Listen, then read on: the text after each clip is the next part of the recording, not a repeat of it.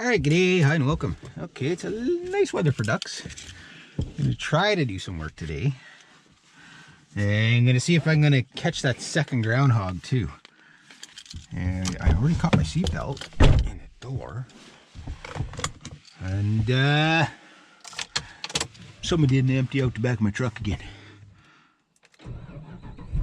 Thunder. Gotta put my... It's kind of raining off and on. I got my raincoat, so it should be good. I got lots of water. Watch where I'm going. Ish. Kind of like just a suggestion, you know. Pay attention to the road as a suggestion.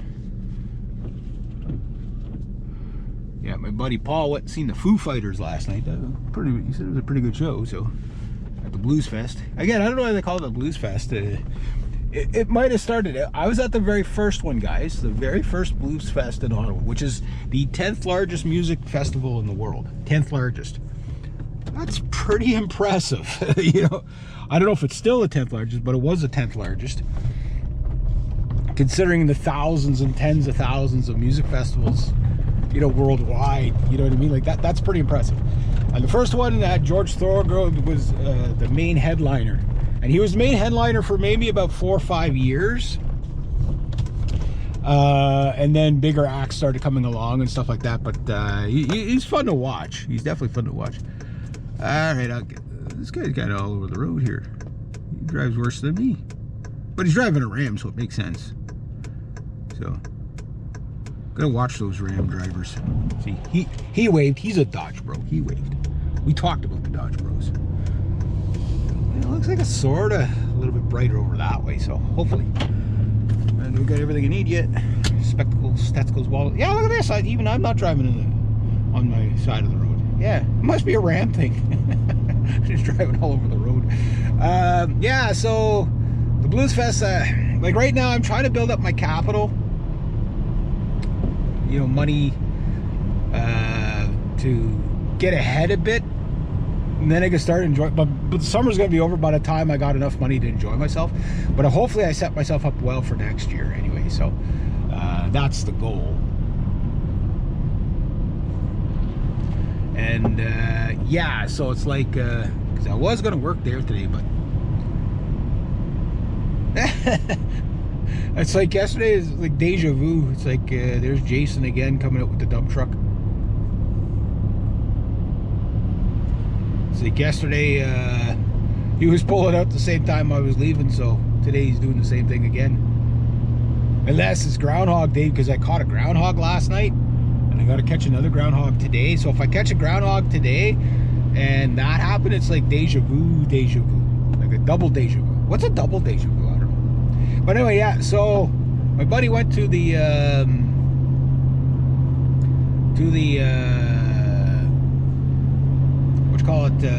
Foo Fighters concert. Last time I went to a big concert, I think was either Live or Iron Maiden. I think it might have been Live, and then Styx was playing on the other stage after Live was done. So I caught like missed about 20 minutes of the Styx concert. That was an extra. So like basically I paid for one concert, but I got to see two, because there's multiple stages there, right? And so when one show ends, you can just go watch the other one, you know. And it was really cool. So I got to see Styx for the price of seeing Live, right? And the ticket, like basically you can buy like a whole week pass to the Blues Fest, right? Because it's only 1 week long, and it's just non-stop bands from 11 o'clock in the morning to 11 o'clock at night, right? I've seen Kiss in the makeup there. I've seen, I don't know how many bands I would have seen at the Blues Fest over the years. Quite a few. But like the first Blues Fest, there was mostly blues. And I remember at the time, because we also have one of the biggest jazz festivals in the world in Ottawa down there. And Montreal have the biggest jazz festivals. And the jazz festival, you know, it's like, it doesn't get the funding of the Blues Fest. Like the Blues Fest really caught on, especially after they moved the venue from the Town Hall Square, which was really small in comparison, to LeBreton Flats, which is just massive. It's right beside the War Museum. It's just an open field. You know, it's probably about 50 acres there, right? Whatever it is. I don't know what size the Blues Fest is, if it's 10 acres or whatever. But, you know, like they got all the room there. You know, there's still not enough parking, stuff like that. It's kind of one of those things you park kind of like on the, you know, like the outer limits of it somewhere, and you just take a bus in or you walk in. you know what I mean? Because just like, yeah, trying to park down there is like parking on a normal time is just horrible in Ottawa, let alone because like they don't want people driving cars anymore, so they're making everything as, you know, vehicle unaccessible as possible. You know what I mean? For parking, like yeah, you basically you park at, you find the closest shopping mall, you park at it, and you take buses for the rest of the day. Because if not, you're going to be paying $25 parking everywhere you go. You know, like it's ridiculous. It is ridiculous. You know what I mean? Like it's parking meters are like $5 for an hour or something like that, or whatever it is. It might have been might be $2, whatever it is. But it's horrible. It's horrible. So you go downtown, you got to plan what you're going to do with your vehicle. You know, like park your vehicle somewhere. Like what my buddy did is they left the vehicle at the, you know, they left the vehicle at the, what you call it, at the motel, at the hotel, and or motel. And they basically, you know, just cabbed it to the downtown. They were pretty much downtown anyway, but it was the easier way to do it, right? So then you just don't have to worry about the vehicle. You know, it's like you already, you know, have it covered, whatever. Shut my wipers off, I guess. Leave my lights on because it is one of those. When it's dull like this, a lot of people are kind of like stupid. You know, it's like they can't see a big vehicle coming down the road. Because, oh, it's too dim out. It's like, it's not that dim. It's not nighttime. Bikes. I wonder how many people lose the bikes off the top of their cars like that, going in, like, you know, like you got some like parking lots where they have barriers, like height barriers. Forget your bike, you know, your $3,000 Trek on the top of your car. Plus, you probably scratched the shit out of the top of your car. I'm sure that's happened a few times. Well, that's got to be pretty soul crushing when that happens. But yeah, so I'm going to do a little bit of digging today. See if I can catch the groundhog on my way back. I told my other client, I said I'd be stopping in on the way back, but I thought it was going to rain all day, and I was like, geez, what am I going to do, right?